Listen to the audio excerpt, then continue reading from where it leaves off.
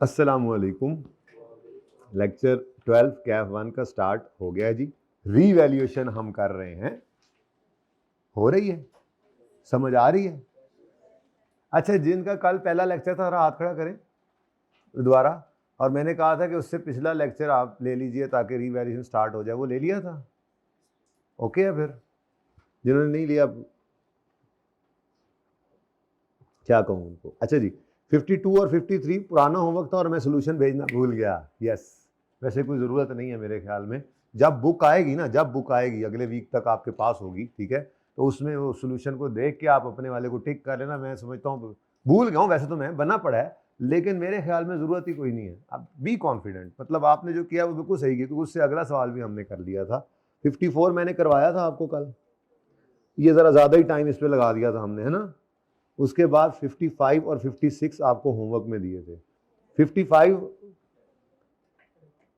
यकम जनवरी 18 को एसेट खरीदा, अगले साल के पहले दिन रीवैल्यू हुआ, तो ये बिल्कुल सेम था जैसा हमारा क्लास वाला सवाल था, ऐसे ही है।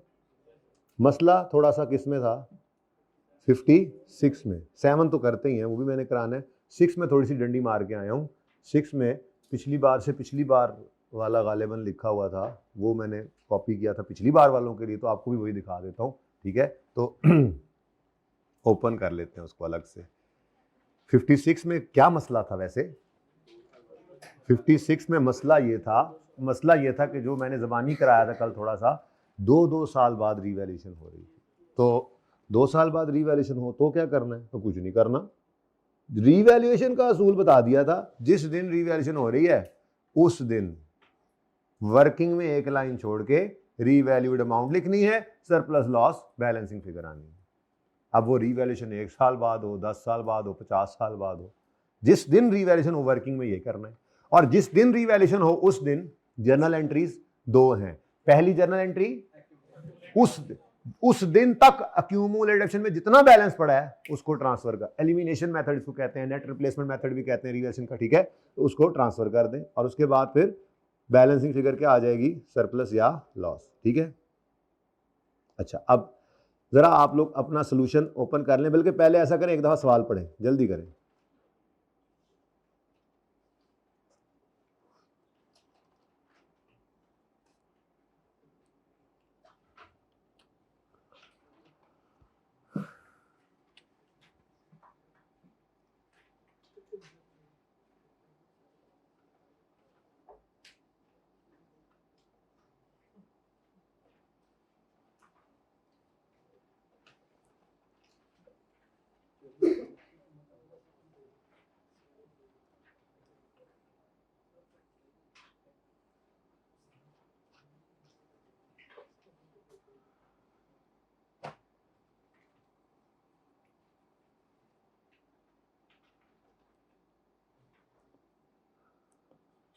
ऐसे चलोगे तो मैं कैसे भाई काम करूंगा, हैं?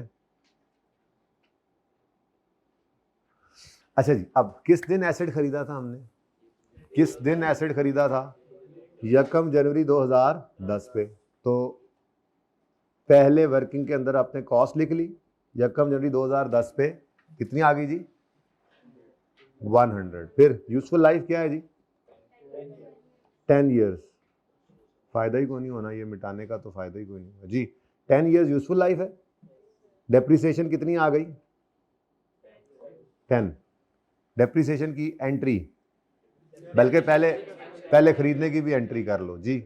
एसिड डेबिट, कैश क्रेडिट, और फिर 10 रुपए से depreciation expense debit, accumulated depreciation credit, ठीक हो गया।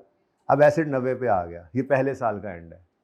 सवाल को देखो, 10 गुजर गया, 56 कर रहा हूँ, 55 मैं नहीं करा रहा, क्योंकि यही सवाल सिर्फ फिगर्स चेंज करके मैंने क्लास में करा दिया था, जरूरत नहीं है, ठीक है। जिसमें थोड़ा सा चेंज है वो हम कर रहे हैं। अब यकम जनवरी 10 को एसेट खरीदा था, 10 गुजर गया।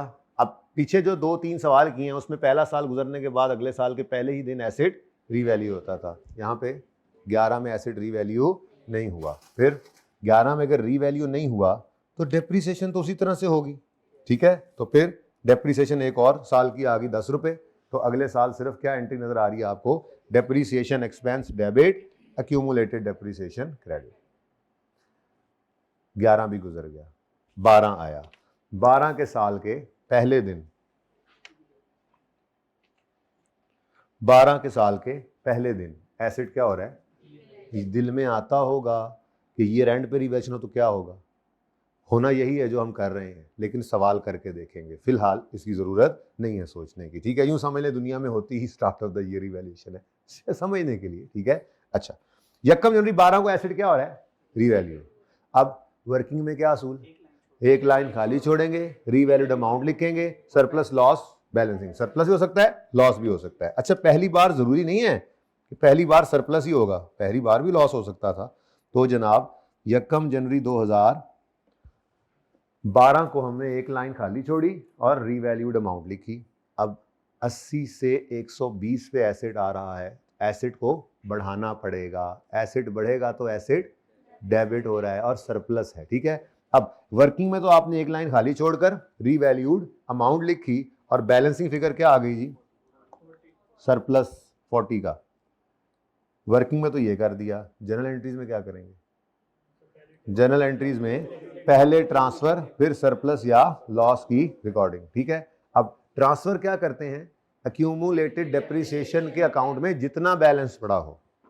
अब एक तो तरीका है कि हम जनरल एंट्रीज को देख लें, जनरल एंट्रीज को देखकर नजर आ रहा है क्रेडिट क्रेडिट, तो 2 दफा क्रेडिट हुआ है 10 से, तो अक्यूमुलेशन अकाउंट के अंदर कितना पड़ा हुआ है 20। अब हम 12 के स्टार्ट में खड़े हैं तो 20 अक्यूमुलेटेड डेप्रिसिएशन में पड़ा है, लेकिन ये अच्छा तरीका नहीं है। क्यों, अगर 12 की ही एंट्रीज करनी पड़े तो क्या पहले 2 साल की एंट्रीज करके हम फिर 12 के लिए ट्रांसफर की फिगर निकालेंगे, तो टाइम ज़ाया होगा पर्चे के अंदर, ठीक है। वो तीसरे साल में, चौथे साल में, 10वें साल में खड़े होकर एंट्रीज करवा ले, नोट बनवा ले, एक्सट्रैक्ट्स बनवा ले। तो डायरेक्ट देखने का तरीका क्या सिखाया था, मैंने कहा था आप इस वर्किंग में आएंगे और रीवैल्यूएशन के दिन खड़े होकर पूछेंगे एसेट ओ एसेट, क्या तुम इस दिन से पहले, क्या तुम यकम जनवरी, यूं बोला करेंगे हम, क्योंकि ईयर एंड भी आएगा ईयर स्टार्ट भी आएगा, इसलिए हम यूं बोला करेंगे, ये जुमला ऐसे ही बोलना, ये नोट में काम आएगा। एसेट ओ एसेट, ये ऐसे ना बोले बेशक, क्या तुम यकम जनवरी 12 या उससे पहले कभी रीवैल्यू हुए हो, तो उसने कहा नहीं, तो फिर हमने कहा इसका मतलब तुम्हारे अक्यूमुलेटेड डेप्रिसिएशन अकाउंट के अंदर डेट ऑफ परचेज से इस दिन तक की डेप्रिसिएशन इकट्ठी हुई पड़ी होगी, एग्रीड।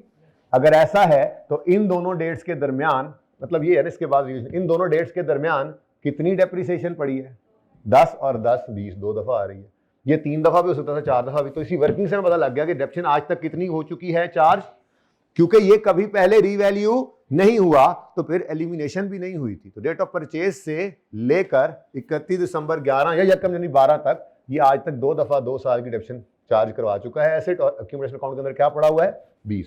तो यहां से डायरेक्ट देखना ज्यादा बेहतर है।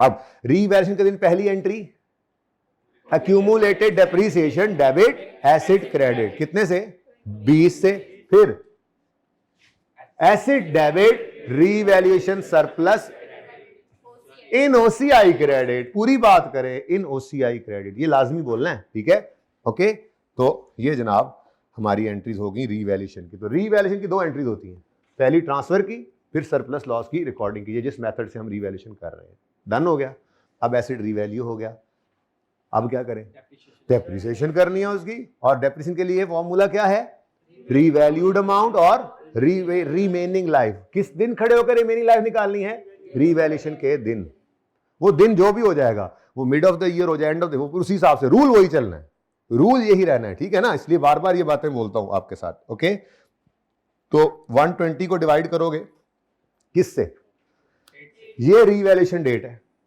ये रीवैल्यूड अमाउंट को डेप्रिशिएट करना है और इस दिन खड़े होके ही रिमेनिंग लाइफ निकालनी है। तो अगर यकम जनवरी 10 पे एक एसेट था जिसकी लाइफ 10 साल थी, तो 2 साल गुजरने के बाद आज कितनी, 2 साल ही गुजरे हैं ना, तो 8 साल क्या है रिमेनिंग लाइफ, ठीक है जी। अच्छा, जुमला ना लिखा हुआ करेगा पर्चे के अंदर इस तरह से। असल में ये सवाल छोटे छोटे सवाल है, कॉन्सेप्ट बिल्डिंग सवाल है, ठीक है, इनमें इतनी अंग्रेजी नहीं है, पास पेपर्स के अंदर प्रॉपर अंग्रेजी लिखी होगी। तो यहां पर पता है क्या अंग्रेजी लिखी होगी, ऑन यकम जनवरी 12 asset is revalued to 120 with no change in useful life. With तो जब नो चेंज कह रहा है तो फिर हम क्यों रिमेनिंग लाइफ निकाल रहे हैं?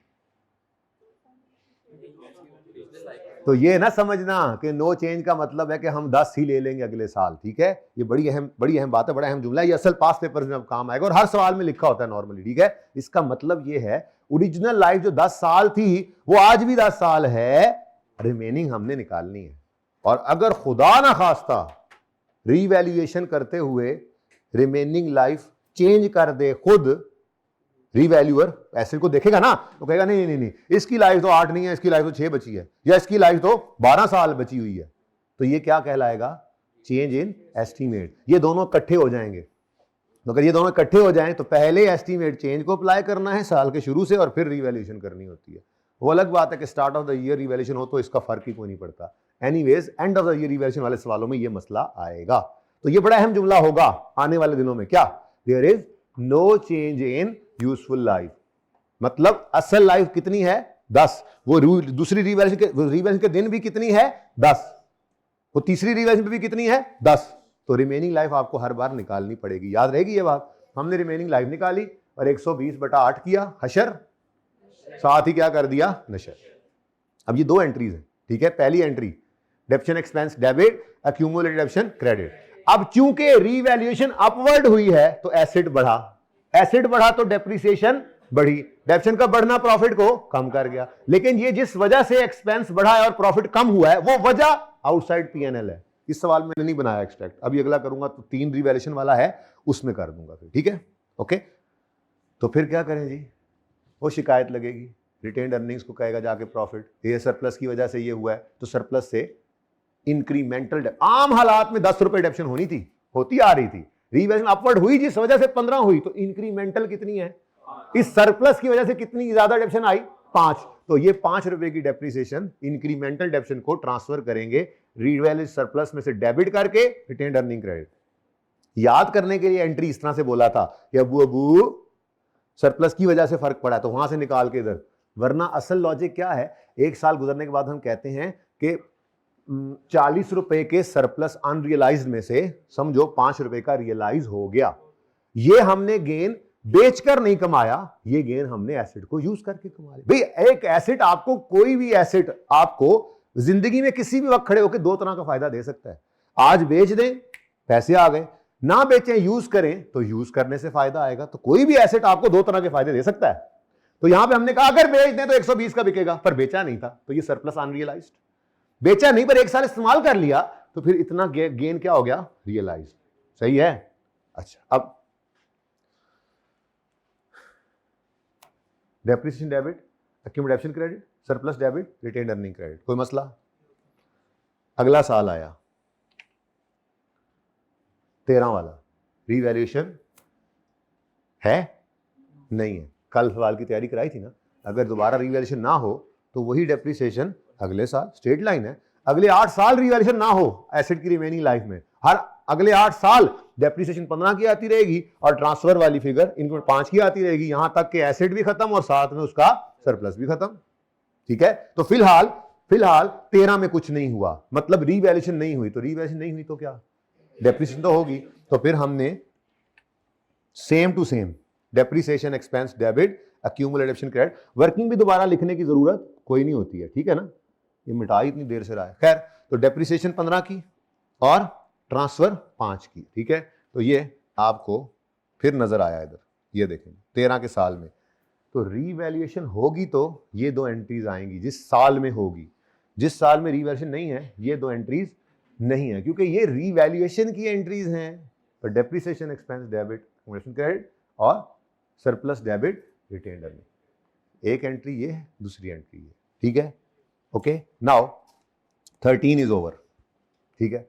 अब 14 में हम दाखिल हुए और आजा 14 में हम दाखिल हुए और 14 में साल के पहले ही दिन एसेट क्या हो रहा है? तो कोई फर्क पड़ा? 2 साल बाद हो रही है रिवैल्यूएशन, ये 3-3 साल बाद होने लग जाए, तो 4-4 साल बाद होने लग जाए। तो एक तरतीब सिखाई, रूल बना लिया अपना। मैं क्यों एक रिवैल्यूएशन वाला सवाल करता हूं, जरा बोर्ड पे जगह, ये वाला सवाल देखो ना इधर किया हुआ है।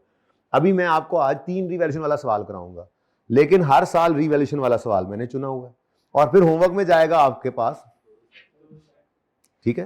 लंबा रजिस्टर है, आप जितनी वर्किंग करें, मेरे पास नहीं ना हो सकती, तरीका सिखा दिया, ठीक है, बात समझ आ रही है। ऐसे ही 3 वाली रिवैल्यूएशन वाला सवाल कराऊंगा पर ईयरली रिवैल्यूएशन, और आपको 2-2 साल बाद वाला होमवर्क में मिलेगा बिल्कुल इसी तरह से। तो वो कल डिस्कस भी नहीं इस तरह से करना पड़ेगा क्योंकि तरतीब तो सेम ही चलनी है, सही है।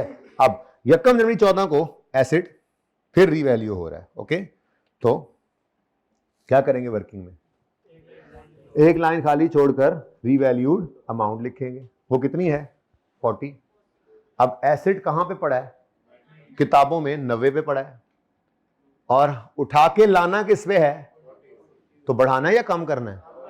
एसेट कम हो तो खुशी की बात है या दुख की बात है, एसेट बढ़े तो खुशी, कम हो तो दुख, ठीक है। तो इसको 50 रुपए से हमने क्या करना है, कम करना है। तो ये क्या आ गया जी, बैलेंसिंग रीवैल्यूएशन लॉस कितना 50 का। अब 50 का लॉस आएगा तो क्या करेगा वो, लॉस तो फ्यूचर का भी हो रिकॉर्ड करना है, प्रूडेंस कॉन्सेप्ट कहता है। लेकिन मसला ये है कि रीवैल्यूएशन मॉडल यूज कर रहे हो तो सरप्लस आए तो वो पहले देखता है कोई लॉस तो नहीं पड़ा, लॉस आए तो वो पहले देखेगा कोई सरप्लस तो नहीं पड़ा, ठीक है। अगर होगा तो पहले उस लॉस है तो सरप्लस को खाएगा, सरप्लस है तो लॉस को खाएगा। अभी आएगा इंशाल्लाह तीसरी रिवैल्यूएशन वाले सवाल में ये भी, ठीक है। अब लॉस कितना आया 50 का, लेकिन रिमेनिंग अभी भी सरप्लस कितना पड़ा हुआ है इसी एसेट से रिलेटेड 30, तो ये लॉस पहले आके सरप्लस को खाएगा। खुशियां बची पड़ी थी, गम ज्यादा आ गए, इन खुशियों को खा के भी गम बच गए, कितने, तो फिर 30 ये करके यहां से 0 करेंगे और बाकी 20 कहां चला जाएगा, पीएन। तो ये तो होगी वर्किंग, एक लाइन खाली छोड़ी, रीवैल्यूड अमाउंट लिखी, लॉस आ गया। ये लॉस आया तो पहले से देखा कोई सरप्लस पड़ा था, उसको खाया, बच गया, पीएनएल में चला गया। अब ये तो है वर्किंग, एक लाइन छोड़ो, रीवैल्यूड अमाउंट लिखो, सरप्लस लॉस रिकॉर्ड हो गया, लिख लिया बैलेंसिंग। एंट्रीज फिर भी 2, रीवैल्यूएशन के दिन 2 एंट्रीज होंगी, पहली ट्रांसफर की, दूसरी सरप्लस। अच्छा, ट्रांसफर 2 तरह की हैं, एक ट्रांसफर रीवैल्यूएशन के दिन करते हैं हम अक्यूमुलेटेड डेप्रिसिएशन के बैलेंस की एसेट अकाउंट में, और दूसरी ट्रांसफर इंक्रीमेंटल डेप्रिसिएशन की होती है। तो ये जो अक्यूमुलेटेड डेप्रिसिएशन वाली ट्रांसफर है ये तो सिर्फ तब आती है जब रीवैल्यूएशन हो, लेकिन जो इंक्रीमेंटल डेप्रिसिएशन वाली ट्रांसफर है वो जब तक सरप्लस नजर आता रहे तब तक हर साल होती रहती है, ओके। अच्छा, अब पहली एंट्री क्या है, अक्यूमुलेटेड डेप्रिसिएशन की एलिमिनेशन कह लें इसको, ठीक है। अब उसके लिए एक हल क्या है, एंट्रीज देखें, और उससे अच्छा हल क्या है, वर्किंग। तो यहां पे हम खड़े, यहां पे खड़े होकर हमने कहा एसेट हो एसेट, क्या तुम यकम जनवरी 14 या उससे पहले कभी रीवैल्यू हुए हो।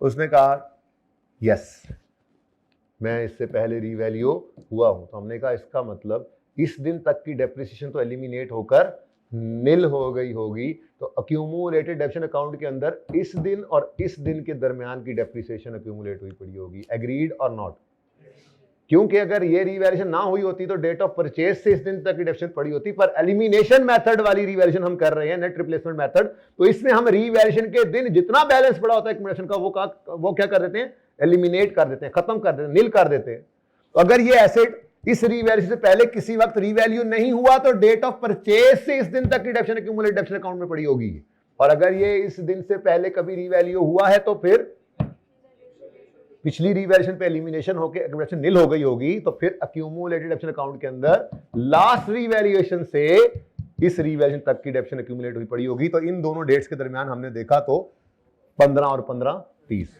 30 रुपए की डेप्रिसिएशन अक्यूमुलेशन अकाउंट के अंदर पड़ी है, तो उसको ट्रांसफर करें, accumulated depreciation debit, asset credit, और नहीं तरतीब से बोल लो, कोई बात नहीं, एंट्री लिखते हुए भी ऐसे ही लिख लिया करो, कोई बात नहीं, अभी जरा शुरू है, इब्तिदा इश्क है। एसेट क्या हो रहा है, सरप्लस क्या हो रहा है, क्रेडिट नहीं, इसकी नेचर क्रेडिट है, ये कम हो तो डेबिट होता है, क्रेडिट। पीएनएल इसकी कोई नेचर नहीं है, अगर माइनस है तो मतलब लॉस है, डेबिट कर दो, और अगर प्लस हो जाएगा तो मतलब गेन है, उसको क्रेडिट कर देंगे, ठीक है। तो यहां पे क्या आ रहा है, लॉस आ रहा है। अब एंट्री यूं लिखते थे, आपने लिखी यूं थी, वैसे तरतीब में भी लिख सकते हैं शुरू में कि एसिड क्रेडिट, 2 लाइनें छोड़कर करोगे, जाहिर है एसिड क्रेडिट 50 से, रीवैल्यूएशन सरप्लस की नेचर क्रेडिट है तो ये कम हो रहा है, तो रीवैल्यूएशन सरप्लस डेबिट 30 से, और पीएनएल डेबिट 20 से, ठीक है। सही है, कोई मसला? ये देखो, बल्कि आगे भी चल लें, उसके बाद क्या करेंगे, अब इसको डेप्रिशिएट कर लेंगे, ठीक है। तो डेप्रिसिएशन के लिए रिमेनिंग लाइफ और रीवैल्यूड अमाउंट, और रिमेनिंग लाइफ इस दिन खड़े होकर निकालनी। तो यकम जनवरी 10 पे एसेट आया था, अब एक लाइन लिखी होगी सवाल में, यह याद रखना, पास पेपर के सवाल में लिखी होती क्या, कि एसेट इज रीवैल्यूड ऑन यकम January 14 with no change in residual value और यूजफुल लाइफ। अभी तो है ही नहीं सवाल में रेजिडुअल वैल्यू, यूजफुल लाइफ में भी चेंज नहीं है। इस चेंज नहीं होने का मतलब क्या है, जो ओरिजिनल 10 साल का एस्टीमेट था वो आज भी वही है, उसमें कोई चेंज नहीं है, बट रीवैल्यूएशन के बाद आपने रिमेनिंग लाइफ निकाल के डेप्रिसिएशन करनी है, ये याद रखना। तो यकम जनवरी 10 को अगर एसेट आया था तो यकम जनवरी 14 तक कितने साल गुजर गए, 10 में से 4 गए तो रिमेनिंग, तो 40/6 और नशर भी कर दो। हालांकि इसकी एंट्री नहीं होती, वजह बताई थी, क्योंकि कल एक्सटेंट्स बनाए थे, आज फिर बना दूंगा इंशाल्लाह, ठीक है। क्योंकि रीवैल्यूएशन लॉस कहां चला गया है, पीएनएल में। अब इसी लॉस की वजह से देखो, असल में लॉस तो 20 ही है, 30 रुपए तो क्या हुआ है, सरप्लस जो पड़ा था उसका रिवर्सल, यूं समझ लो। असल में तो लॉस कितना है, 20 ही है। आप चेक करो ना, 100 रुपए का एसेट 10 से डिवाइड कर रहे हैं तो 10 की डेप्रिसिएशन आ रही है, 100 में से 20 माइनस करें कितना आता है, कितना, 80 को अगर आप 10 से करें तो वो ये राउंड शाउंड किया होगा आपने, ठीक है, थोड़ा सा मिलता जुलता बता रहा हूं, ठीक है, ये उस तरफ जा रही है बात। क्या मतलब, जो लॉस आया है दरअसल उसी वजह से एसेट कम हुआ है, और एसेट कम होने की वजह से डेप्रिसिएशन कम हुई है। अब ये शॉर्ट डेप्रिसिएशन, एक्सपेंस कम हुआ है रीवैल्यूएशन की वजह से, तो उस वजह से प्रॉफिट बढ़ गया। अब जो प्रॉफिट का बढ़ना है ये तो खुशी की बात है, रिटेन्ड अर्निंग कहां बताएगा अब्बू को, लेकिन असल बात ये नहीं, असल बात ये है कि जिस वजह से ये प्रॉफिट बढ़ा है वो वजह भी पीएनएल के अंदर ही है। यानी यूं कह लें, लॉस भी पीएनएल, इनसाइड पीएनएल है, और उस वजह से डेप्रिसिएशन का इंपैक्ट भी इनसाइड पीएनएल है। तो इसलिए इसकी एंट्री का फायदा कोई नहीं, कोई करना चाहे तो एंट्री क्या होगी, एक्सचेंज इक्विटी के अंदर आकर क्या एंट्री होगी, retained earnings debit, retained earnings credit. तो अकाउंटेंट्स ये एंट्री करते ही नहीं, किताबों में आपको ये एंट्री कहीं नजर ही नहीं आएगी। ये तो मैंने तो डिस्कशन कर दी ना आपके साथ समझाने के लिए, बस इसकी कोई एंट्री नहीं होती, ठीक है, ओके। क्योंकि लॉस तो कोई अनरियलाइज रखा ही नहीं हमने, तो सारा ही रियलाइज कर लिया है कि हमको अनरियलाइज किया कि कुछ रियलाइज कर रहे हैं, लॉस तो सारा ही रियलाइज कर लेते हैं, इसलिए इसकी कोई एंट्री नहीं होगी। लेकिन ये +3 लिखना क्यों जरूरी है, ये आज वाले सवाल में इंशाल्लाह मुझे एंड पे याद कराना, जब सवाल पूरा होगा कि मैं इसको बताऊंगा। उसकी वजह यह है कि अगर ये एंट्री नहीं करते, ये एंट्री तो नहीं है, ये फिगर नहीं लिखते वर्किंग में, तो इसके बाद वाला जो गेन लॉस आएगा वो करेक्ट नहीं निकलता। ये प्रूव करूंगा जब इसके बाद वाला गेन लॉस वाला सवाल आएगा ना, बीच में तो है नहीं ना, ये तो 2 रिवैल्यूएशन वाला है, 3 रिवैल्यूएशन वाले में ये प्रूव हो जाएगा। पर प्रूव का क्या फायदा, अल्टीमेटली तो बात वही याद रह जानी है पर्चे में कि लॉस होगा तो नशर की एंट्री नहीं करनी, पर वर्किंग में लिखना है। इतनी बात याद रखनी है पर्चे के लिए, बस इतनी जरूरी है, पर्चा इससे पास हो जाएगा इंशाल्लाह। तो लॉजिक के दीवाने भी होते हैं, उनके लिए लॉजिक्स होती हैं, लेकिन लॉजिक लेके भी बाद में बात उन्होंने वही याद रखनी है, ओके, डन जी। अब depreciation expense debit, accumulated depreciation credit 7 से, और इसकी क्या एंट्री होगी, कोई एंट्री नहीं। ये नहीं बोलना रिटेन्ड अर्निंग डेबिट रिटेन नहीं होगी, नहीं, इसकी एंट्री होती ही नहीं, गॉट इट, ठीक है। अब 14 वाला सवाल है ये, देखो, तो जैसे ही रीवैल्यूएशन आई है बिल्कुल उसी वक्त रीवैल्यूएशन की दोनों एंट्रीज भी आई हैं, ठीक है, ये सही है, सोया हुआ है।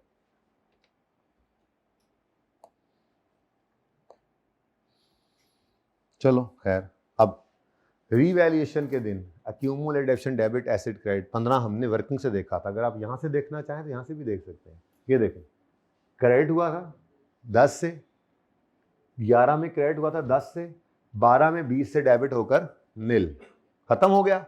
फिर कहानी आगे शुरू हुई, 15 से क्रेडिट, 15 से क्रेडिट, तो 15 और 15 30 से क्रेडिट हुआ पड़ा है। तो उसके बाद रीवैल्यूएशन का दिन आ गया, तो रीवैल्यूएशन के दिन क्या करना है जी, 30 रुपए को एक्यूमुलेटेड डेप्रिसिएशन अकाउंट में से ट्रांसफर कर देना है एसेट अकाउंट में, ताकि एसेट अकाउंट किस पे आ जाए, बुक वैल्यू पे। और फिर सरप्लस डेबिट 30 से, 20 से लॉस पीएनएल में डेबिट और एसेट क्रेडिट। अब एक जुमला कल लिखवाया था, वो जुमला इतना कीमती है, यहां तो काम आएगा सो आएगा, कॉर्पोरेट रिपोर्टिंग में इससे भी ज्यादा काम आएगा। एनीवेज यहां पे भी बहुत काम आने वाली चीज है। वो क्या जुमला, देखना ही तो नहीं है, देखना ही तो नहीं है, मैं बताता हूं ना, कोई नहीं, अंग्रेजी आगे पीछे हो जाएगी, वो माफ कर देना, पर मैं बताता हूं, ठीक है। बल्कि आप बताएं देखे बगैर, रीवैल्यूएशन के दिन अगर रीवन सरप्लस के कॉलम को हिट लगे, प्लस की या माइनस की, तो वो हिट ओसीआई में नजर आएगी। प्लस वाली है तो गेन पॉजिटिव, और लेस वाली होगी तो, इसको कुछ नहीं कहना, ये एसिड का क्रेडिट है।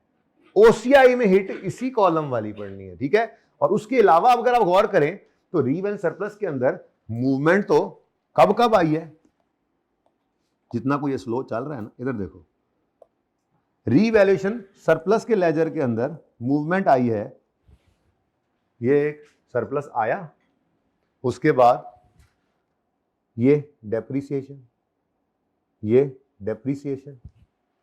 अब ये भी तो सरप्लस के कॉलम के अंदर ही हिट पड़ रही है, ये क्रेडिट हुआ था तो ये डेबिट भी उसी में पड़ रहा है, लेकिन ये कहां गए हैं, statement of changes in equity में। ये मैं आपको आईएस 16 सिर्फ नहीं तैयार करा रहा, मैं बार बार कह रहा हूं ये बातें, आईएस 16 तो यहां पे तैयार हो गया, एंट्रीज करा दी, बस काम खत्म, लेजर भी बन जाएंगे, नोट्स भी बन जाएंगे, कोई मसला नहीं है।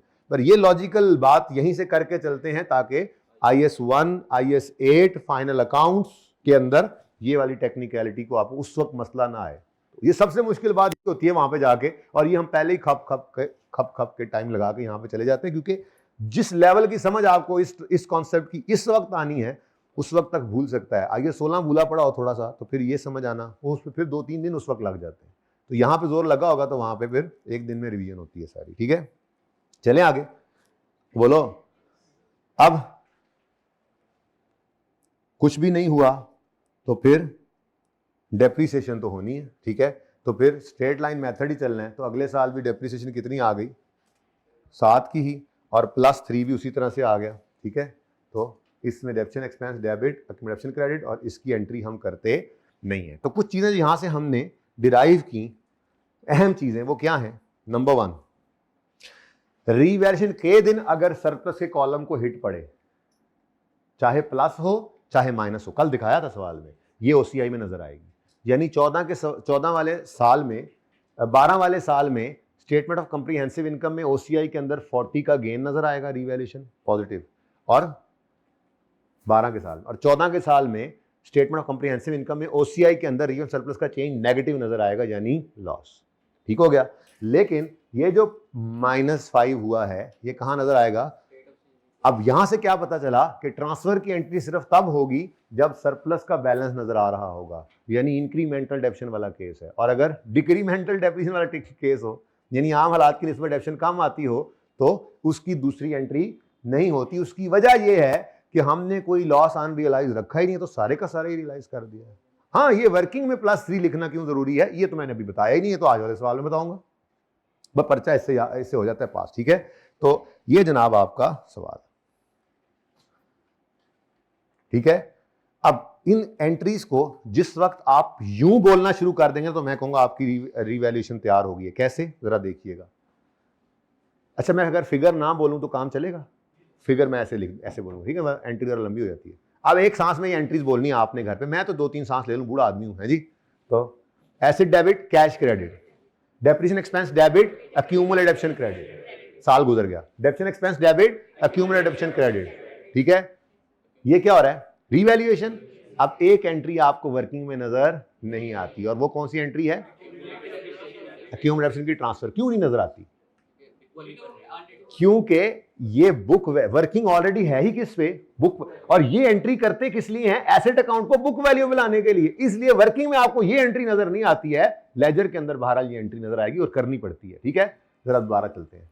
एसिड डेबिट कैश क्रेडिट 100 से, डेप्शन debit accumulation credit 10, डेप्शन debit accumulation credit 10, 2 साल की एंट्री होगी। अब तीसरे साल के पहले दिन आए एक्यूमुलेटेड डेप्शन डेबिट एसिड क्रेडिट 20, इधर नहीं नजर आ रही, मैंने कहा इधर नजर आ रही है मुझे दिमाग में, ठीक है, आपके दिमाग में ऐसे नजर आएगी कि ट्रांसफर की एंट्री। और फिर asset debit surplus in OCI बोला करो, credit surplus in OCI credit. जिसने अब ना बोला ना, मैं उसको आग कर देना अपनी मनकूला गैर मनकूला जायदाद से, रूहानी बच्चे हो ना मेरे, ठीक है, खबरदार किसी ने ना बोला तो, ओके। तो asset debit revaluation surplus in OCI credit, depreciation debit accumulation credit, revaluation surplus debit retained earnings credit, फिर रीवैल्यूएशन नहीं हुई, depreciation debit accumulation credit, revaluation surplus debit retained earning credit, revaluation आ गई, एक्यूमुलेशन डेबिट एसिड क्रेडिट 30 से, asset credit surplus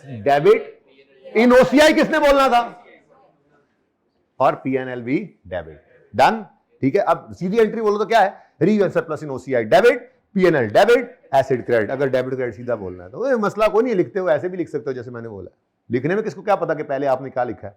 okay, next, depreciation expense debit, accumulation credit 7 से, कोई entry नहीं, depreciation expense debit, accumulation credit कितने से, अगले साल।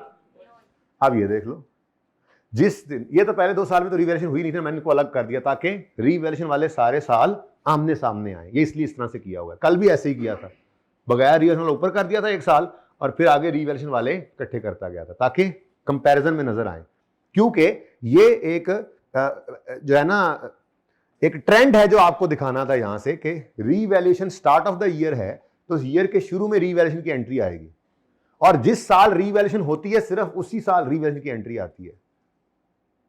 12 में रीवैल्यूएशन हुई, रीवैल्यूएशन की दोनों एंट्रीज आ रही हैं, 13 में नहीं हुई, नहीं, 14 में रीवैल्यूएशन फिर हुई, दोनों एंट्रीज आ रही हैं, 15 में नहीं हुई, नहीं आ रही, लेकिन डेप्रिसिएशन की एंट्री हर साल आती है। अब इसमें डेप्रिसिएशन की 2 एंट्रीज कब करनी पड़ती हैं, जब रीवैल्यूएशन सरप्लस का बैलेंस नजर आ रहा हो, यानी इंक्रीमेंटल डेप्रिसिएशन वाला केस हो। ये देखो, ये देखो, इन 2 साल में सरप्लस हुआ करता था, इस रीवैल्यूएशन पे लॉस आ गया, सरप्लस का कला कमा हो गया, तो फिर डेप्रिसिएशन की अकेली एंट्री आ रही है, ट्रांसफर वाली एंट्री नहीं आई। यही है रीवैल्यूएशन बस। अब तीसरी रीवैल्यूएशन बस मैंने आज डालनी है इसमें, जिसके अंदर यही होगा। अब जाहिर है कि लॉस गेन आया था, फिर लॉस आया था, आज उस पर फिर गेन आ जाएगा, तो पॉसिबल सिनेरियो सारे सामने आ गए। अब ये क्वेश्चन ज़हन में आ सकता है, पहले ही साल लॉस आ जाए तो क्या करेंगे। और भाई असूल क्या है, सरप्लस आए या लॉस आए, उसने ऊपर सर उठा के देखना है। सरप्लस आया तो उसने देखने को लॉस तो नहीं पड़ा, लॉस आया तो उसने देखने को सरप्लस तो नहीं पड़ा। अब अगर पहली बार सरप्लस आया, कोई लॉस नहीं पड़ा, तो सारा सरप्लस रीवैल्यूएशन सरप्लस में चला गया। ऐसे ही पहली बार अगर लॉस आ जाएगा तो सारा कहां चला जाएगा, तो असूल वही है। अब बस ये पक्का हो गया ना स्टार्ट ऑफ द ईयर, आज भी स्टार्ट ऑफ द ईयर पे ही हूं, कल मैं सवाल कराऊंगा आपको end of the year revaluation. उसमें सिर्फ पता है क्या होगा, हाथ पे रोटी रख के ना अम्मा जैसे करती हैं तवे पे, ऐसे ही आपने कर देना है, ठीक है। यानी ये रीवैल्यूएशन पहले होती है, डेप्रिसिएशन बाद में होती है। ईयर एंड रीवैल्यूएशन होगी तो डेप्रिसिएशन की एंट्री पहले आ जाएगी, रीवैल्यूएशन की बाद में। होना वही है कि रीवैल्यूएशन के दिन एक लाइन वर्किंग में छोड़ के रीवैल्यूएशन अमाउंट लिखनी है और सरप्लस लॉस निकल आएगा, और वर्किंग में रीवैल्यूएशन के दिन 2 एंट्रीज होनी है, ट्रांसफर की और सरप्लस लॉस की रिकॉर्डिंग की। बस रीवैल्यूएशन है ही यही, पहले दिन ही पढ़ा दी थी जी, दरमियान में भी हो जाए तो भी यही है बेटा। तो जो भी 6 महीने की डेप्रिसिएशन करेंगे, सवाल करेंगे इंशाल्लाह, टेंशन क्यों लेते हो, सवाल है, बुक आएगी ना, इससे आगे वाले सवाल हैं, उसके अंदर एक सवाल है, एक ही है, एक आधा शायद पास पेपर में भी होगा, ठीक है, शायद एमसीक्यू में, या पता नहीं सवाल में, मुझे सही याद नहीं, फाइनल अकाउंट के शायद किसी एक सवाल में एडजस्टमेंट है। असूल जब बन गया तो revaluation mid of the year क्या 3 महीने बाद हो, 6 महीने बाद हो, 9 महीने बाद हो, हमें इससे कोई लेना देना नहीं, क्योंकि हमारा असूल पक्का है। अगर रीवैल्यूएशन हो रही है तो जिस दिन रीवैल्यूएशन हो रही है उस दिन, अब आपको साल के दरमियान में साल रीवैल्यूएशन हो रही है तो 6 महीने की डेप्रिसिएशन निकालनी नहीं आती, तो बस वही कर लोगे। फिर जब रिमेनिंग लाइफ निकालोगे तो वो साढ़े वाला चक्कर हो जाएगा, यानी कि हाँ 3 साल बाद रीवैल्यूएशन नहीं, 3.5 साल बाद हुई है तो 10 में से 3.5 निकल गए तो बाकी 6.5 रह गए, तो साढ़ा चलने लग जाएगा। सही है, कुछ चेंज नहीं होगा उसके अलावा, क्योंकि असूल रीवैल्यूएशन इतनी सी है। रीवैल्यूएशन के दिन वर्किंग में, ये मैं रीवैल्यूएशन करा दी थी आपको पहले दिन, आपको पता नहीं था। रीवैल्यूएशन के दिन वर्किंग में एक लाइन खाली छोड़ेंगे, रीवैल्यूड अमाउंट लिखेंगे, बैलेंसिंग फिगर सरप्लस या लॉस। जनरल एंट्रीज के अंदर एक नहीं 2 एंट्रीज, पहली एक्यूमुलेशन की ट्रांसफर की, दूसरी सरप्लस लॉस की, रीवैल्यूएशन खत्म। उसके बाद रीवैल्यूएशन हो जाने के बाद डेप्रिसिएशन करनी है रीवैल्यूड अमाउंट की रिमेनिंग लाइफ पे, ठीक है। और अगर इंक्रीमेंटल डेप्रिसिएशन वाला केस है, आम हालात की निस्बत ज्यादा डेप्रिसिएशन यानी सरप्लस आया था, तो फिर डेप्रिसिएशन के साथ दूसरी एंट्री ट्रांसफर की भी होगी। और अगर लॉस का केस है, यानी आम हालात की निस्बत डेप्रिसिएशन कम आई है, तो फिर सिर्फ डेप्रिसिएशन की एंट्री होगी, उसके अलावा कोई एंट्री नहीं होगी। ये रीवैल्यूएशन बस इतनी सी है। अब डेट बेशक बदलता रहे, वो स्टार्ट पे करे, एंड पे करे, मिड पे करे, जब मर्जी करे, रीवैल्यूएशन इतनी ही है। करेंगे इंशाल्लाह, ये नहीं कि मैं ज़बानी कह रहा हूं, कल इंशाल्लाह ईयर एंड का सवाल कराऊंगा, फिर उसके बाद किसी वक्त में ऐसे मिड ऑफ द ईयर भी कर लेंगे, फर्क नहीं पड़ना उससे, ठीक है, ओके, सही है। अब इसके मैंने लेजर्स भी बनाए हुए हैं। उसकी वजह यह है कि कल आप लोगों को तीसरे साल में जाके शायद थोड़ा सा, इस साल में थोड़ा सा मसला आया था, ये दूसरी रिवैल्यूएशन पे शायद आया हो शायद ना आया हो, लेकिन मेरा दिल है मैं समझाऊं इसको। क्या, इससे पहले जरा थोड़ी डिस्कशन करते हैं, डिस्कशन। एक तो इसको वो डेथ पड़ी हुई है, वो डेथ पड़ी हुई है, अल्लाह इसको पूछे।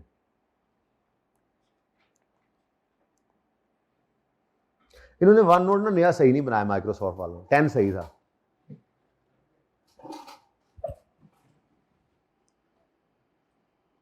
ये हमारी स्पीड से मेल नहीं खाता, हालांकि जदीद चीज थी देखा जाए तो। अब आपने इंट्रो में एक चीज पढ़ी थी, वहां से सीखना शुरू किया था। मिसाल के तौर पे वैसे ही एसिड लिख देता हूं मैं, सिर्फ एसिड का अकाउंट है। अब आपने एसिड कैश पे भी खरीद सकते हैं, आप एसिड उधार पे भी खरीद सकते हैं और मिक्स भी खरीद सकते हैं। मैं एंट्री करता हूं जी, एंट्री है एसिड खरीदा हमने 100 रुपए का, कैश हमने अभी 70 रुपए पे कर दिया और 30 रुपए क्या किया जी, मैं दोनों मिक्स किए हैं, ठीक है ना, सिर्फ कैश नहीं रखा, सिर्फ पेबल नहीं रखा, मैक्सिमम ये मुश्किल हो सकता है। अब ये एंट्री आपने इंट्रो में करनी सीखी लेजर के अंदर पोस्ट, तो ऑप्शन नंबर 1 क्या था, एसेट अकाउंट के अंदर 70 लिखें और उसके आगे क्या लिखें, कैश, और फिर 30 लिखें और उसके आगे क्या लिखें, ठीक है। ऑप्शन नंबर 2 भी कोई है, कैश एंड पेबल, भाई कह रहे हैं साथ साथ लिख दें, उन्हें नहीं करना उधर, तो एक ऑप्शन ये है। दूसरा ऑप्शन है कैश एंड पेबल लिखें और पूरा 100 लिख लें, ये ऑप्शन 2 है। दोनों में से कौन सा सही है, दोनों सही है। फिर एक और भी ऑप्शन था, और वो क्या है, हम यहां पर कैश अकाउंट के अंदर, एसेट अकाउंट के अंदर लिख दें एडिशन और अपनी जान छुड़ा लें। अब कौन सा सही है, अगेन तीनों सही हैं, लेकिन मैं इसको पसंद करता हूं, जान छुड़ा लेता हूं, ठीक है। तीनों जब सही हैं, अब इसी को सामने रखते हुए, तमाम गवाहों और बयानात को मद्देनजर रखते हुए अदालत इस नतीजे पर पहुंची है कि आपको रीवैल्यूएशन लॉस वाली एंट्री भी अब समझ आ चुकी है। कैसे, रीवैल्यूएशन लॉस वाली एंट्री में भी तो यही मसला था। ये देखो, एसेट क्रेडिट हो रहा है 50 से, उसके अगेंस्ट डेबिट हो रही हैं दो चीजें, एक पीएनएल, दूसरा, अब अगर मैं इसकी एंट्री करूं तो मेरे पास यहां पर भी, अब ये एसेट का कोई नाम शाम मेरे ख्याल में कोई नहीं है, चल पाया यार नहीं। अच्छा, एसेट अकाउंट में अब जो भी साल चल रहा है, इसी साल के अंदर आपके पास ऑप्शन 1 क्या है, आप एसेट अकाउंट को क्रेडिट करें 30 से और करें 20 से, इधर लिखें रीवैल्यूएशन सरप्लस को हिट पड़ी है, सरप्लस डेबिट एसेट क्रेडिट 30 से, और बाकी पीएनएल को हिट पड़ी है 20 से। अब ये ऑप्शन 1 आ गया, ठीक है, ये सही है बिल्कुल, इसमें कोई हर्ज नहीं है, बिल्कुल सही है। एक और ऑप्शन क्या है, आप लिखें रीवैल्यूएशन सरप्लस एंड प्रॉफिट और लॉस, और यहां पे क्या लिख दें, बिल्कुल सही है ये भी। लेकिन एक तीसरा तरीका क्या है, आप यहां पे रीवैल्यूएशन लॉस लिख के 50 लिखें और जान छुड़ा लें। मुझे ये पसंद है और मैंने यही कल किया था। तो ये मसला आ सकता था आपको, अगले साल में जाके आ सकता है, अभी अगले साल तीसरे साल की भी एंट्री आ सकती है, तो बस वंस एंड फॉर ऑल मसले को हल करें, ठीक है, सही है।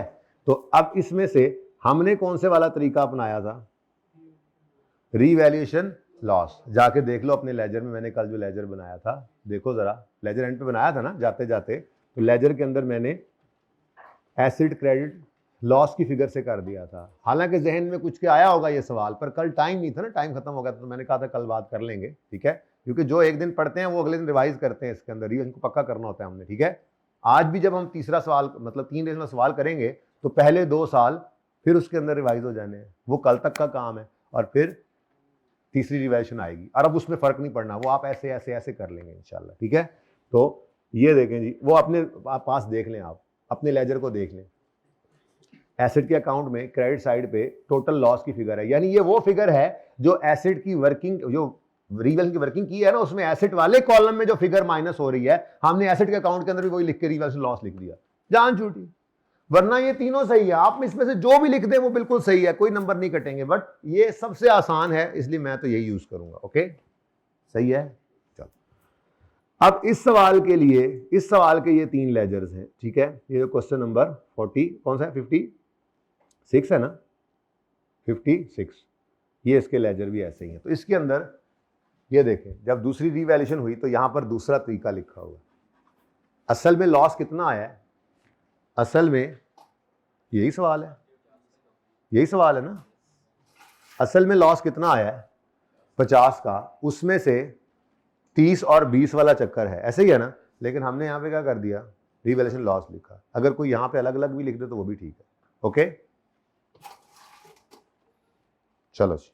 अच्छा, इसकी पिक्चर अगर आप लेना चाहें तो इधर से सारी पिक्चर आएगी, ये तो नहीं आने लगी। पहले जिसके अच्छे कैमरे हैं जिनके, वो ये कर लें, 1 मिनट, थोड़ा सा तो कर ही सकते हैं जूम इन, वो इतना कर लें ये, और उसके बाद जो थोड़े कमज़ोर कैमरे होंगे उनके लिए मैं इसको छोटे छोटे कर देता हूँ, एंट्रीज वर्किंग अलग कर देता हूँ, लेजर्स अलग कर देता हूँ।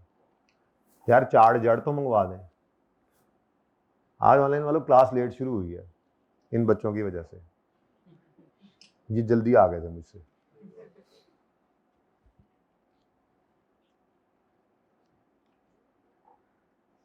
हाँ जी, होगी पिक्टूरें।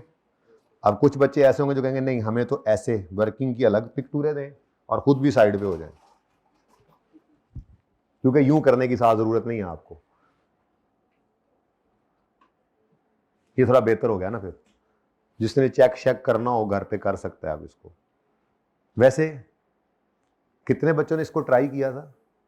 वेरी गुड, माशाल्लाह। ऑफिशियली पहले 10 दिन में वही सिचुएशन होती है, रोज का काम रोज करूंगा, रोज करूंगी, है ना, हर हफ्ते टेस्ट लाजमी दूंगा, लाजमी, ये वो हफ्ता 10 दिन 15 दिन पहले जो होते हैं ऑफिशियली जब आप पढ़ रहे होते हैं, उसके बाद फिर पता नहीं क्या हो जाता है, ये वो दिन चल रहे हैं। अच्छा लगा बादशाह, दिल खुश हो गया, दिल से दुआ निकली है। सही था बिल्कुल। किसी की गलती हुई हो वो शेयर करनी है मेरे साथ। क्या गलती की बेटा? हाँ, बस इसीलिए असूल क्या है, रीवैल्यूएशन के दिन 2 एंट्रीज होनी है, ठीक है जी बेटा। सेम गलती की, मिलके तो नहीं किया था सवाल, और जी किसी की गलती शेयर करें हमारे साथ एक्सपीरियंस अपना।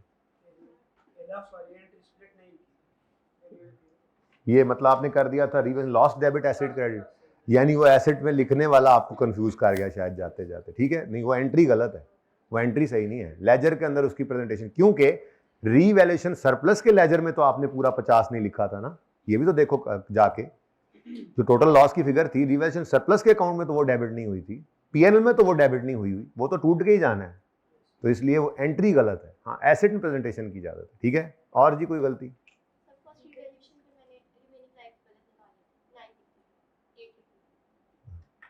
ये मतलब नासमझी गलती है, कॉन्सेप्चुअल गलती नहीं है, थोड़ा सा ऐसे तेजी में जी। सवाल जो सारे एक एक रिवर्स वाले आ रहे थे, चलें आगे फिर। ना, रिवेल सरप्लस के अकाउंट में तो 30 ही लिखना है, तस्वीर होगी ना, अभी आ जाते हैं। ये देखो, यही तो मैं बता रहा हूं भाई को कि एंट्री गलत है, ये रिवैल्यूएशन लॉस डेबिट है, सारा लॉस पीएनएल में गया है। अच्छा, सारा लॉस क्या सरप्लस को हिट किया है? इधर तो भाई सिर्फ क्या आया, देखो इधर 30 ही आया है, और बाकी 20 कहां गया? वो पीएनएल बन रहा होता तो उसके अंदर आपको नजर आता अदर एक्सपेंसेस में, ठीक है। लेजर्स की पिक्चर लेनी है किसी ने तो लेनी, बस अब मैं लेजर, हर रोज मैं कहता हूं अब मैं लेजर नहीं बनाऊंगा, आज तो पक्का नहीं बनाऊंगा, पक्का पक्का पक्का, ठीक है। आप लोगों ने बनाना। पता है मैं क्यों लेजर बनवा रहा हूं? नोट जो है ना, मिसाल के तौर पे आपको यही सवाल दे, तस्वीर जल्दी खींच लो ना, मैंने उधर जाना है यार, होगी, आपको यही सवाल दे और 2014 में लाकर खड़ा कर दे या 2012 में लाकर खड़ा कर देगा और कहेगा नहीं भी तस्वीर आई, सॉरी यार जल्दी बना लो, मैं बीच में आ गया, कोई नहीं, ले लो, जल्दी करो जल्दी करो। एक वीडियो किसी ने शेयर की थी सोशल मीडिया पे, ये जो न्यू ईयर आया था ना, एक बंदा कहीं दुबई शुबई के अंदर फायर वर्क की वीडियो बनाने लगा, उसने ऐसे मोबाइल ऑन किया तो उसका मोबाइल ऑन होते होते फायर वर्क सारे हो गए। तो भाई ने तस्वीर वैसे ही बनाई है, इनके तैयार होते होते मैं बीच में आ गया, इनका कैमरा नहीं तैयार हुआ। अच्छा जी, अगर मिसाल के तौर पे आप, मिसाल के तौर पे 12 वाले साल का नोट बनाना हो, ठीक है, तो एसेट अकाउंट की स्टेटमेंट फॉर्म की प्रेजेंटेशन जो है उसमें क्या होगा, ओपनिंग, रीवैल्यूएशन, सरप्लस, ट्रांसफर, कोई एडिशन डिस्पोजल भी आ सकता है और क्लोजिंग। अब ये नोट है, अब नोट के अंदर यही चीज स्टेटमेंट फॉर्म में आ जानी है, तो ये पक्का होना चाहिए कि एसेट में ट्रांसफर की एंट्री क्या होगी रिवीजन के दिन, ये दोनों लेजर से मिलकर नोट बनता है ना, अक्यूमुलेट ऑप्शन में भी माइनस होना है ट्रांसफर ने और एसेट में से भी माइनस होना है, डेबिट क्रेडिट, तो ये पक्का होगा, नोट बन रहा है। फिर सरप्लस होगा तो एसेट डेबिट हो रहा होगा वो कॉलम, प्लस लॉस होगा तो माइनस हो रहा होगा। जैसे एडिशन में है प्लस हो रहा होता था नोट के अंदर, हो क्या रहा था, अभी नोट बनाया ही नहीं, एडिशन में प्लस होगा नोट के अंदर और डिस्पोजल में माइनस होगा। ठीक है, सही है। आमिर भाई जरा पॉज करें, बल्कि कितनी देर की होगी रिकॉर्डिंग, अच्छा अभी चलने दें, जरा पॉज करें। अच्छा जी, जहां तक कोई मसला है तो बताएं, साथ वाले को, मुझे नहीं बताना। अच्छा, नोट ऐसा कुछ बनेगा, नोट वैसे अभी आप बना सकते हैं, लेकिन अभी मैं नोट नहीं बनवा रहा, अभी रिवीजन को पक्का करेंगे ताकि फिर हम नोट बनाकर सवाल, क्योंकि पास पेपर का कोई सवाल नोट का ऐसा होना ही नहीं जिसमें रीवैल्यूएशन ना हो, बल्कि मेन जो एडजस्टमेंट होती है रीवैल्यूएशन वाली है। यानी अगर 18 नंबर का नोट है तो उसमें से कह लें 8 नंबर उस रीवैल्यूड एसेट के रिलेटेड होंगे, यानी इतने नंबर होते हैं इसके, बड़ा इंपॉर्टेंट है ये। लें जी, क्वेश्चन नंबर 56 अब ओके है, इसका सोल्यूशन ना आप मुझसे मांग लेना। अच्छा, ऐसा है, 3 रिवैल्यूएशन वाला सवाल पार्ट 2 में शुरू करते हैं। अब देख लो वो पास पेपर 1 और 4 तुम आपने छुड़वाए, तुम लोगों ने छुड़वाए थे ना, अब अल्लाह करे वो हो जाए, ठीक है ना। कहां देती है टाइम रिवैल्यूएशन, दिल ही नहीं करता, गप्पे लगाते जाए। ये सवाल आप अपने साथ होमवर्क में लिख लें एडवांस ही, क्या पता क्लास के एंड तक मैं जिंदा रहूं ना रहूं, तो वे होमवर्क तो दे के जाऊं ना। नहीं सर, सेशन के एंड तक तो कोशिश करें, अब गुजारा करें, बीच में ऐसे उस्ताद बदलने में प्रॉब्लम होगी हमें, है मतलब मैं मार जाऊं कोई प्रॉब्लम नहीं है, यही असल में जिंदगी है कि आपकी मौत पर आपके मसाइल शुरू होते हैं, दूसरों को उससे कोई मसला नहीं होता। इसलिए अपनी आखिरत की तैयारी को भी हमें सामने रखना चाहिए। जितने दुनिया से लोग गए हैं उनकी जाने से दुनिया का निज़ाम तो नहीं रुका, बेहतर चल रहा होता है। तो हमने मर रहे हैं ना, हमारे ज़्यादा असल मसाइल में। अब मसला क्या है जी, FAR का पर्चा नहीं तैयार हो रहा, पास नहीं हो रहा, CA नहीं हो रहा, ये कोई मसले ही नहीं है। असल मसले तो मरने के बाद शुरू होने हैं, उसकी तैयारी भी साथ साथ यस करके रखो, ताकि खुदा भी मिले और विसाले सनम भी। बाकी आसान बहुत है, वो एक बद्दू है ना, लेकिन नबी सब खिदमत में बैठा हुआ था, तो क़यामत के दिन की बात हो रही, हिसाब किताब की बात हो रही, तो कहने लगा कि या रसूल अल्लाह हिसाब लेगा कौन, तो आप सल्लल्लाहु अलैहि वसल्लम ने फरमाया कि अल्लाह लेंगे, अगर अल्लाह लेंगे तो फिर कोई बात नहीं। उसने जान था ना, उसका है बड़ा आसान अल्लाह को मनाना, इसलिए होमवर्क कर लेना है, मेरी ज़िंदगी का पता कोई नहीं, होमवर्क कर लेना। ये मैं अभी क्लास वर्क में आपको कराता हूँ। अब ये वाला सवाल होमवर्क में दिया था 57, ओह नो, चलो अगर दे दिया था तो ये भी करा देता हूँ। वैसे तो मैंने करवाना था असल में आपको 59 पहले कराना था, तो यार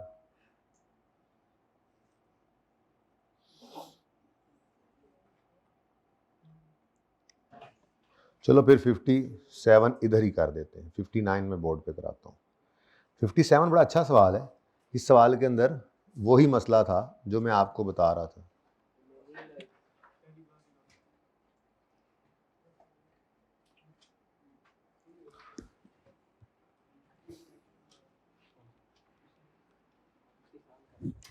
कर लिया था, तो फिर मैं करा दूं तो कोई गुनाह मिलेगा? छोटा सा सवाल है।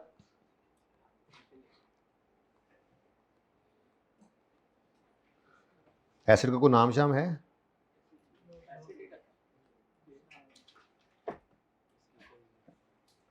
अच्छा मेरे बच्चों, एक असूल ना यहाँ पे आपको सिखाना है, जिस वजह से ये सवाल करा रहा हूँ। इस सवाल में तो उसका कोई मसला नहीं है, मसला पढ़ना है अगले सवालों में जाके। हम पास पेपर का एक सवाल करेंगे पियानो लिमिटेड के नाम से, पहली बार ये मसला वहाँ पे आश्कार होगा, उसके बाद फिर 2-3 और पास पेपर के सवालों में भी आएगा। बुनियाद आज डाल रहे हैं। एसिड खरीदा हमने कब?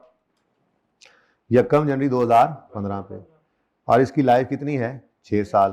कॉस्ट है इसकी 600, और 1 जनवरी 16 पे ये रीवैल्यू हो रहा है। तो पहले 1 जनवरी 16 पे एसिड को पहुंचाएं, फिर अगला काम पढ़ते हैं, ठीक है? छोटू सा सवाल है। तो 1 जनवरी 2015 कॉस्ट कितनी है? 600। फिर डेप्रीसिएशन करनी है हमने 600 डिवाइडेड बाय 6, कितनी आ गई? 100, और बुक वैल्यू आ गई 500, ठीक है? अब ये 31 दिसंबर 2015 पे हमारा एसिड पहुंच गया, ठीक है? उसके बाद 1 जनवरी 16 पे एसिड क्या हो रहा है? तो क्या करेंगे? एक लाइन खाली छोड़कर रीवैल्यूड अमाउंट लिख लेंगे, और सरप्लस या लॉस बैलेंसिंग फिगर आ सकती है, सरप्लस भी अच्छा पहली बार भी लॉस आ सकता है, ऐसी बात नहीं है, पता नहीं इस सवाल में क्या है, लेकिन पहली बार भी लॉस आ सकता है। अब रीवैल्यूड अमाउंट क्या है? अच्छा वही हुआ ना जिसका डर था, जो मैं बता रहा था। तो 400 रुपये पे एसिड को उठाकर ले आए, तो फिर इसको 100 रुपये से क्या करना पड़ा? तो असूल पक्के रखें, रीवैल्यूएशन के अंदर 1000 सिचुएशंस भी बनेंगी तो मसला कोई नहीं, असूल अपना पक्का रखें, ठीक है? अब असूल क्या है? सरप्लस आए तो वो देखता है पहले कोई लॉस तो नहीं पड़ा इस एसिड से रिलेटेड, लॉस आए तो पहले देखेगा सरप्लस तो नहीं पड़ा। अब आज पहले दिन लॉस आ गया, तो ये जायज़ है? हो सकता है। अब अगर ये लॉस आ गया तो इसने देखा कोई सरप्लस नहीं पड़ा, तो सारे का सारा कहाँ चला जाएगा? यानी इस साल पहले ही एंट्री क्या बनेगी? पीएनएल डेबिट एसिड क्रेडिट, कोई ओसीआई हिट नहीं होना इस एंट्री में, जो मर्जी होता रहे, ठीक है? अच्छा चले, अभी क्या आ गया जी? Revaluation loss balancing. अब कोई सरप्लस नहीं तो सारे का सारा लॉस कहाँ चला गया? प्रॉफिट और लॉस, ठीक हो गया जी? तो एक तो ये नई चीज थी इस सवाल में। दूसरा, इसके बाद हमने क्या करना होता है जी? अब डेप्रीसिएशन के लिए हम क्या करते हैं? 400 डिवाइडेड बाय रिमेनिंग लाइफ, जो वैसे हम खुद निकाला करते हैं 1 जनवरी 16 पे खड़े होकर। लेकिन आज के सवाल में एक खास बात है जो किसी और में कहा, एडा एक कैंडी on 1 January 16 asset is revalued at 400 with remaining life of. अब वैसे तो रिमेनिंग लाइफ कितनी थी? 5 6 तो ओरिजिनल थी ना, 1 साल गुजर गया तो रिमेनिंग लाइफ कितनी बनती थी? लेकिन सवाल में वो लाइन, ऐसे सवाल में वो लाइन नहीं लिखी होगी कि the useful life is unchanged, बल्कि सवाल में लिखा होगा कि यूजफुल लाइफ हो गई है चेंज, ऐसे लिखा होगा। रिमेनिंग लाइफ बनती कितनी थी? 5। वो कह रहा है नहीं नहीं नहीं एसिड बड़ा जबरदस्त चल रहा है, रीवैल्यूअर आया कहने लगा अरे एसिड की तो हालत बड़ी जबरदस्त है, तुम कह रहे सिर्फ 5 साल चलाना है? नहीं नहीं 10 साल चलाओ चलेगा। No, this is an estimate change. अब रीवैल्यूएशन अलग चीज है और एस्टीमेट चेंज अलग चीज है। एस्टीमेट चेंज का असूल क्या है?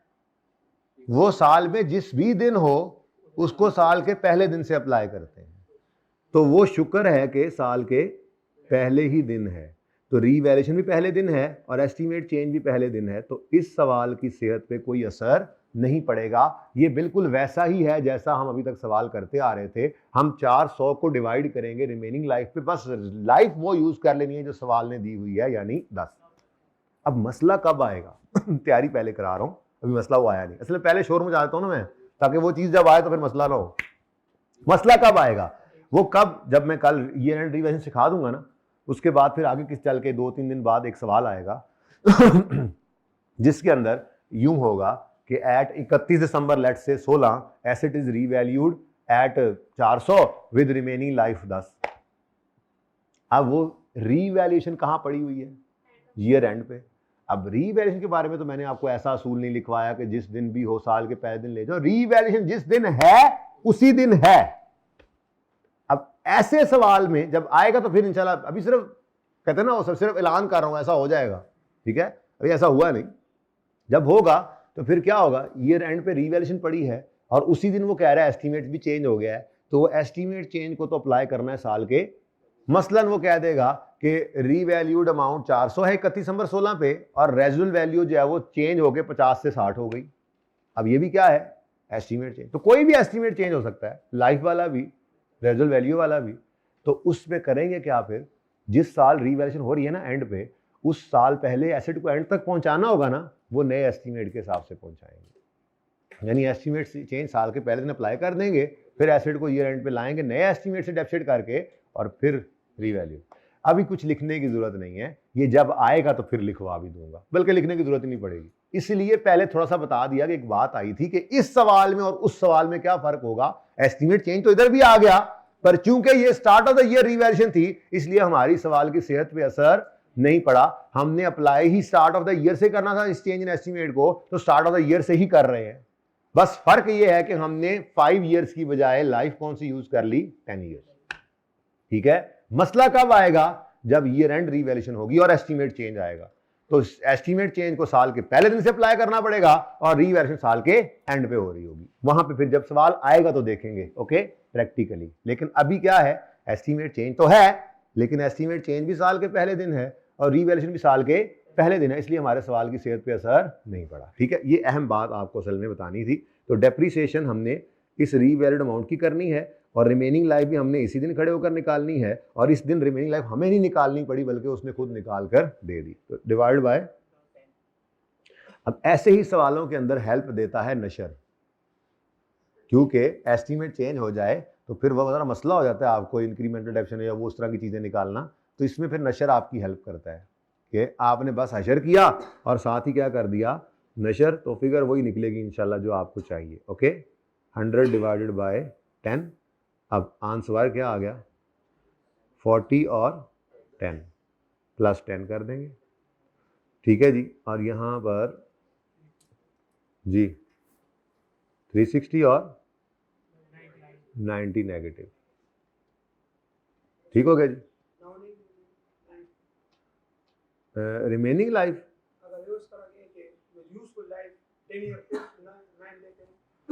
नहीं, अगर वो ये कहता कि 31 दिसंबर 16 पे रिमेनिंग लाइफ 9 साल रह गई है तो फिर 10 कर देते 1 जनवरी 16 पे। देखो इसकी ओरिजिनल लाइफ 6 साल है, तो आपने यहाँ 5 क्यों नहीं ली? हाँ, हो जाता है तो उससे हम प्रीवियस वाला जो साल गुजर चुका है, नहीं फिर वो कोई बात नहीं, करो करो सर, एस्टीमेट चेंज हो जाए, जो यूजफुल लाइफ हो उससे वो यूजफुल लाइफ मतलब टोटल यूजफुल लाइफ। हाँ हाँ समझ गया मैं, मेरी बात सुनो, मेरी बात सुनो। सवाल में ये लिखा होता ना कि रीवैल्यू हुआ asset to 40 with total life of 10, तो फिर हम उसमें से 1 माइनस करके 9 करते हैं। पर उसने यहाँ टोटल लाइफ नहीं दी, उसने यहाँ पर रिमेनिंग लाइफ दे दी, इसलिए वही उठाकर लिख ली। दोनों तरह के सवाल एस्टीमेट चेंज में दिखाए थे ना आपको। वो रिमेनिंग लाइफ दे दे अल्हम्दुलिल्लाह, वो टोटल दे तो रिमेनिंग हमें खुद निकालनी पड़ सकती थी, एस्टीमेट चेंज वाली भी। ठीक है, सही है, सवाल तो समझ आया ना भाई का? जरूरत नहीं थी समझने की, ठीक है, वो पहले से आपको पता है। ओके, चलें आगे। इसकी एंट्रीज में बिल्कुल कर नहीं रहा लिख कर, लेकिन ज़बानी तो करेंगे। तो अब एंट्रीज के तो आप माशाल्लाह से चीते और चीतियां होते जा रहे हैं, क्योंकि आपने ऐसे ऐसे एंट्रीज करनी है। देखो, ऐसे debit cash credit 600, depreciation expense debit, accumulation credit 100 से। अब रीवैल्यूएशन आ गई, एक्यूमुलेशन डेबिट, ये पड़ी एंट्री है, नजर नहीं आ रही, यहां नहीं नजर आएगी, यहां नजर आएगी। एक्यूमुलेशन डेबिट एसिड क्रेडिट 100 से। ओ एसिड तो डेबिट ही नहीं हुआ, एसिड क्या हो गया, क्रेडिट। और सिर्फ क्या डेबिट, 20 बनी PNL debit, PNL in OCI, PNL अलग होता है ओसीआई अलग होता है, ठीक है ना। हाँ, तो पीएनएल डेबिट एसिड क्रेडिट, फिर depreciation expense debit, accumulation credit, कोई एंट्री नहीं। रीवैल्यूएशन बढ़िया ही बड़ा रीवैल्यूएशन बना फिरता था, बच्चों को डराता था। चलो जी, अब पार्ट 2 शुरू कर लें।